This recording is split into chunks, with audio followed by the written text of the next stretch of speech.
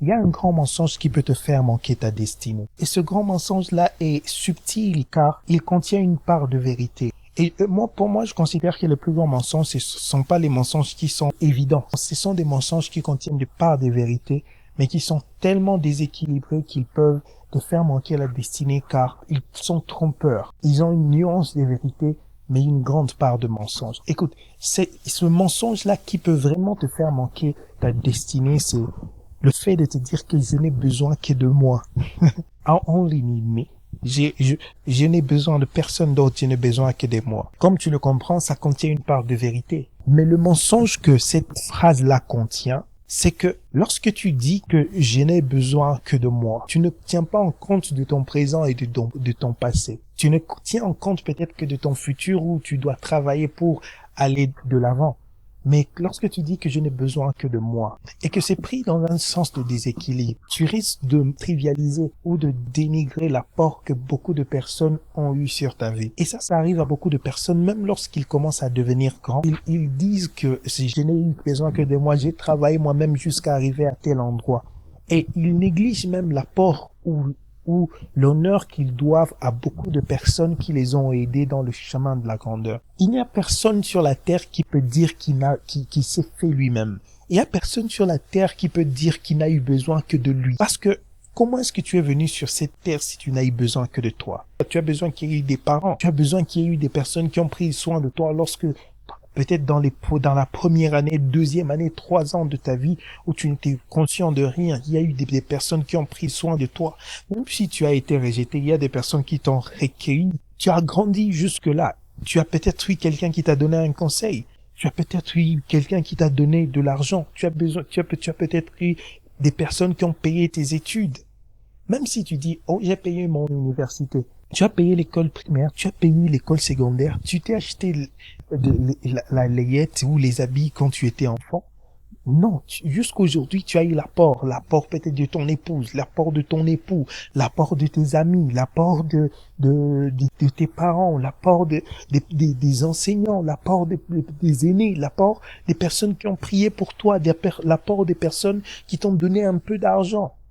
Et tu vas voir que des personnes qui arrivent dans la grandeur et qui manquent d'honorer les personnes qui les ont aidés à aller dans la grandeur. Et ce type de grandeur-là, ce n'est pas un type de grandeur qui se maintient. Il y a des personnes qui arrivent même lorsqu'ils arrivent dans la grandeur, ils ont honte de dire que Dieu, c'est grâce à Dieu qu'ils sont là. Que c'est Dieu qui leur a apporté ce qu'ils ont. Pourtant, pendant qu'ils étaient en train de chercher la grandeur, ils ont cherché Dieu. Ils ont cherché l'aide de Dieu. Ils ont cherché la face de Dieu. Il y a eu un pasteur qui a prié pour eux. Il y a eu un aîné qui a prié pour eux. Il y a eu leurs parents qui étaient à genoux pour eux. Prie pour moi parce que j'ai besoin de tel projet, j'ai besoin de tel financement, j'ai besoin des investissements. Je suis en train de travailler sur ça. J'ai postulé à tel poste ministériel ou bien à tel poste dans le gouvernement. Mais lorsque tu arrives à tel poste, quand on te demande qu'est-ce qui fait ta réussite, tu parles de tout sauf de Dieu qui t'a fait arriver là-bas. Parfois, on pense que si on donne du crédit aux autres, on se diminue.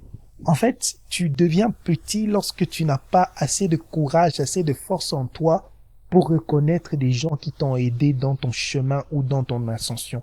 Tu deviens grand aux yeux des autres lorsque tu montres cette vulnérabilité humaine et que tout le monde connaît d'ailleurs. Les gens ne sont pas bêtes. Les gens savent que tu ne peux pas arriver à tel endroit sans qu'il y ait quelqu'un qui a eu quelqu'un qui t'a aidé. Les gens ont grandi, ils sont dans un système, c'est une société, ils ont étudié. Et les gens savent que c'est faux quand tu dis que tu es arrivé là-bas tout seul.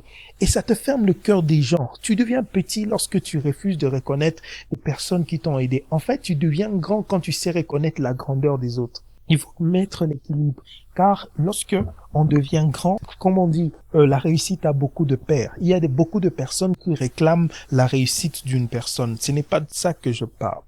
Des personnes qui réclament la réussite, pourtant ils n'ont rien apporté. Mais malgré qu'il y a des personnes qui peuvent abusivement réclamer toute la réussite d'une personne, si cette personne-là a apporté quelque chose dans ta vie, que cette personne est exagérée de son côté, ça n'enlève pas son apport pour toi sur sa vie, même si cette personne réclame abusivement de certaines victoires qui ne sont pas sienne. Si tu as besoin d'honorer une personne que tu dois honorer, honore-la. Si tu as besoin d'acclamer des personnes que tu dois acclamer, acclame-les. Si tu dois acclamer et reconnaître la grâce de Dieu et l'aide de Dieu sur ta vie, reconnais-la.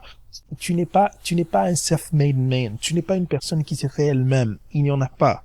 C'est de l'orgueil dans l'ascension. Et l'orgueil précède la chute.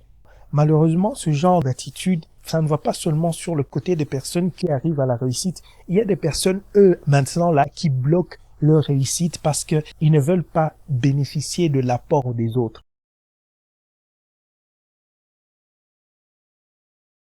Ils disent qu'ils n'ont besoin que d'eux. Et c'est une forme d'orgueil qui bloque et les empêche d'apprendre. Si quelqu'un d'autre apporte une pensée intelligente, il veut la trivialiser car il trouve que sa façon de penser est beaucoup plus grande. Cette façon-là de penser, c'est une façon de penser qui bloque et qui manque de reconnaître l'apport des autres dans la vie de tout un chacun. Écoute, tu ne seras pas complet de toi-même. Tu as besoin des autres. Tu as besoin des idées des autres. Tu as besoin des grâces que Dieu a placées dans les autres.